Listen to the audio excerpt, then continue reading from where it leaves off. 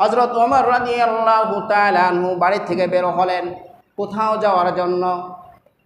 হঠাৎ করে দেখে এক যুবক কান্না করতেছে, এমন ভঙ্গিমায় কান্না। কান্না দেখে হযরত ওমর রাদিয়াল্লাহু তাআলা আনহুর চোখে পানি চলে আসলো। উনি তো অনেক শক্ত দিলের মানুষ, যিনি যে রাস্তাতে হাঁটতেন ওই রাস্তায় শয়তান হাঁটতো না। শুধু তাই না, হযরত ওমর রাদিয়াল্লাহু তাআলা একদিকে যাচ্ছে, আল্লাহ নবী সাল্লাল্লাহু আলাইহি সাল্লাম দেখে হাসতেছে। সাহাবায়ে কেরাম বললেন, ইয়া রাসূলুল্লাহ আপনি হাসেন কেন? তখন রাসূল সাল্লাল্লাহু আলাইহি সাল্লাম বলেন, দেখো ওই জায়গা কিছু শয়তান ছিল, গান বাজনা করতেছিল, আর আমার ওমর ওই দিকে যাচ্ছে, শয়তান আমার ওমরকে দেখে পালিয়ে চলে গেছে।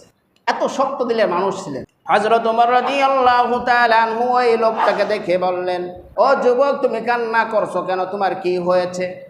ওই যুবক বলল, ও ওমর আমি এত বড় একটা গুনাহ করেছি, যেই গুনাহ আল্লাহ আমাকে ক্ষমা করবেন না। আমি অনেক বড় পাপ করেছি, আমার মনে হয় আমি এই গুনার মাপ পাবো না। হযরত ওমর বললেন, ও যুবক তুমি শান্ত হও, আল্লাহ রাব্বুল আলামিন অনেক বড় দয়াবান, অনেক করুণার আধার, তোমাকে মাফ করে দিতে পারেন।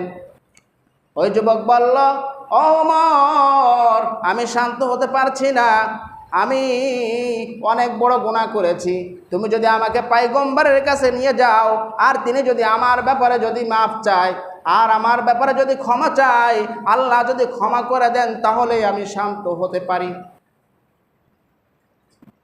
হযরত ওমর রাদিয়াল্লাহু তাআলা আনহু ওই যুবককে বললেন, ইমশি মাই চলো আমার সাথে, আমি তোমাকে পয়গম্বরের কাছে নিয়ে যাই।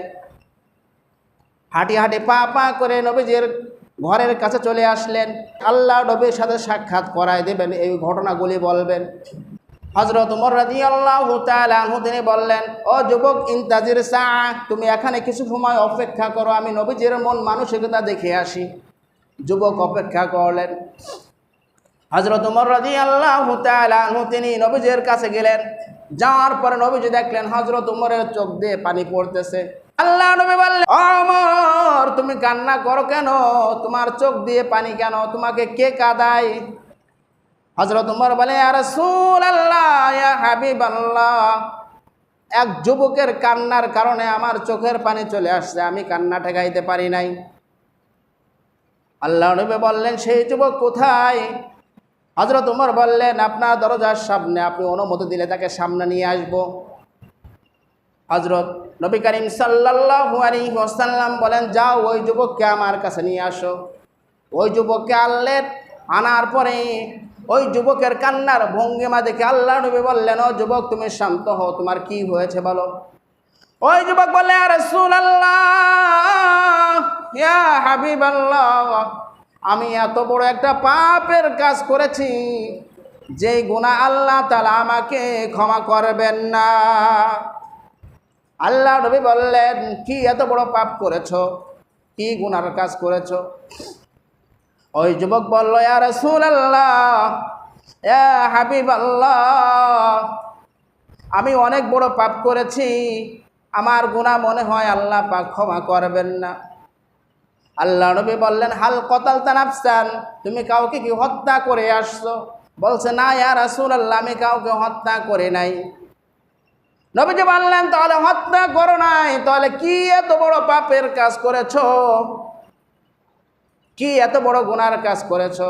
হাল আশরাকতা বিল্লাহ, তুমি কাউকে কি আল্লাহর সাথে শরীক করেছো? বলে, না ইয়া রাসূলুল্লাহ আমি কাউকে আল্লাহর সাথে শরীক করি নাই। আল্লাহ নবী বললেন, কাউকে খুন করো নাই, কাউকে হত্যা করো নাই, আবার আল্লাহর সাথে শরীক করো নাই, তাহলে কি এত বড় গুনার কাজ করেছো? আল্লাহ নবী বললেন, তোমার গুনাহটা কি আল্লাহ পাকের সৃষ্টিজীবের চাইতেও বড় গুনাহ হবে? বলে, হ্যাঁ রাসূলুল্লাহ ইয়া হাবিবাল্লাহ, আমার গুনাহটা তামাম সৃষ্টিজীবের এই মাখলুকাতের চাইতেও বড় গুনাহ হবে। তখন আল্লাহ নবী বললেন, তোমার গুনাহ কি আল্লাহর আরশের চাইতেও বড় হবে? তখন ওই সাহাবা বললেন, ইয়া রাসূলুল্লাহ ইয়া হাবিবাল্লাহ, আমার গুনাহটা আল্লাহ পাকের আরশের চাইতেও বড় হবে। আবার নবী বললেন, তোমার গুনাহটা কি আল্লাহ পাকের দয়ার চাইতেও বড় হবে? বলে, হ্যাঁ ইয়া রাসূলুল্লাহ, আমার গুনাহটা আল্লাহ পাকের দয়ার চাইতেও বড় হবে। নবীজি বললেন, তাহলে তুমি কি এত বড় গুনার কাজ করেছো, তুমি বলো।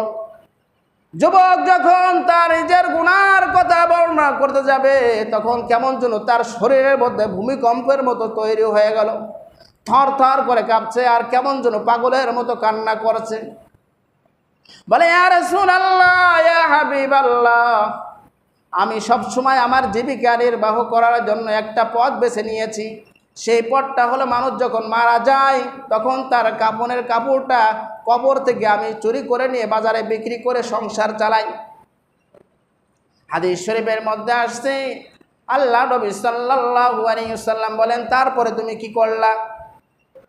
বলেন, ইয়া রাসূলুল্লাহ, ইয়া হাবিবাল্লাহ, গতদিন আমি খোঁজ পাইলাম, সংবাদ পাইলাম আনসারের মধ্যে একটা সুন্দরী মেয়ে মারা গিয়েছে। রাতের বেলায় আমি তাদের চোখকে ফাঁকি দিয়ে আমি কবরস্থানে চলে গেলাম। যাওয়ার পরে কবরটা খনন করে তার থেকে আমি 5টা কাপড়ের কাপড় আমি নিয়ে নিলাম। নিয়ে যখন কবরের উপরে দাঁড়াইলাম, শয়তান আমার উপর সোয়ার হয়ে গেল।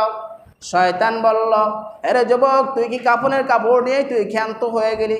তুই একবার টর্চ লাগাই দেখলি না কেমন জুপের লো জৌলসদারি মহিলা? আমি দেখার পরে আমি জিনায় লিপ্ত হয়ে গেলাম। এরপরে যখন আমি উঠে আসলাম, কবর থেকে আওয়াজ দিয়ে ওই মেয়েটাই বলছে, আমার কানে ভেসে আসলো, আরে যুবক, তুই এত বড় কেমন পাপের কাজ করে ফেললি?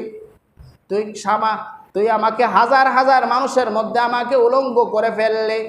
আরে যুবক, তুই এমন আমার সাথে কি কাজ করে ফেললি? কাল হাসরের দিনে আল্লাহর সামনে দাঁড়াইবার অবস্থায় আমাকে নাপাক করে দিলি। তুই আমাকে কেমন পাপের কাজ করায় ফেললি? এই কথা যখন আমার কানে ভেসে আসলো, আমি আর সামনের দিকে আগাইলাম না। কাফনের কাপড়টা আমি কবরের মধ্যে ছেড়ে দিয়ে আমি হাউ মাউ করে আমি দৌড়াই চলে আসলাম। ইয়া রাসূলুল্লাহ, ইয়া হাবিবাল্লাহ, ওইখান থেকে আমি আর বাড়ি যাই নাই, আমি এই পথের ধারেই বসে কাঁদতেছিলাম। এই কথা শোনার পরে আল্লাহ নবী সাল্লাল্লাহু আলাইহি ওয়াসাল্লাম বলেন, ওরে যুবক, তুমি সত্যিই তো অনেক বড় পাপের কাজ করে ফেলেছো। ওই যুবক জানে নবীগণ হলেন মুস্তাজাবুদ দাওয়া, যদি কোনো কথা আমার ব্যাপারে বলে ফেলে তাহলে সঙ্গে সঙ্গে আরশে আযমে কবুল হয়ে যাবে। এই কথা শোনার পরে ওই যুবকটি নবীজির সামনে আর দাঁড়াইলো না, দৌড় দিয়ে নবীজির সামনে থেকে বের হয়ে গেছে।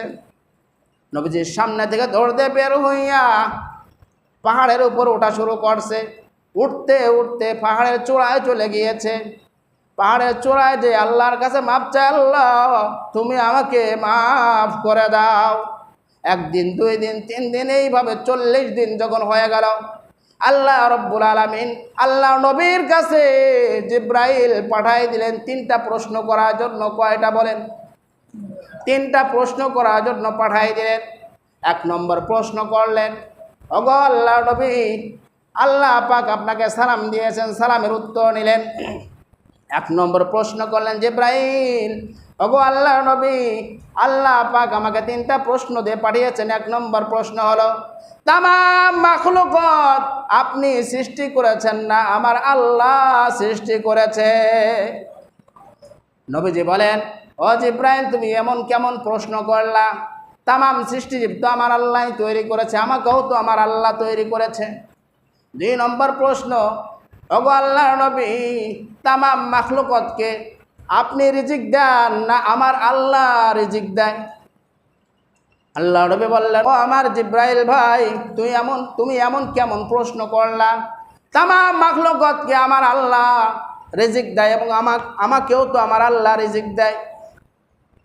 এরপরে জিব্রাইল আবার 3 নম্বর প্রশ্ন করলেন, ও রাসূলুল্লাহ, ইয়া হাবিবাল্লাহ, আপনার উম্মতের মধ্যে না আল্লাহর বান্দা বান্দী যখন গুনার কাজ করে তখন আপনি ক্ষমা করেন না আমার আল্লাহ ক্ষমা করে? আল্লাহ নবী বললেন, জিব্রাইল, তুমি এটা কেমন প্রশ্ন করলা? মাখলুকাত যখন অপরাধ করে, অন্যায় করে, মানুষ যখন গুনাহ করে তখন তো আমার আল্লাহ ক্ষমা করে দেয়, আমাকেও তো আমার আল্লাহ মাফ করে দেয়। জিবরাইল বলে, ইয়া রাসূলুল্লাহ, ইয়া হাবিবাল্লাহ, আল্লাহ পাক আমাকে আপনার কাছে পাঠাইছে।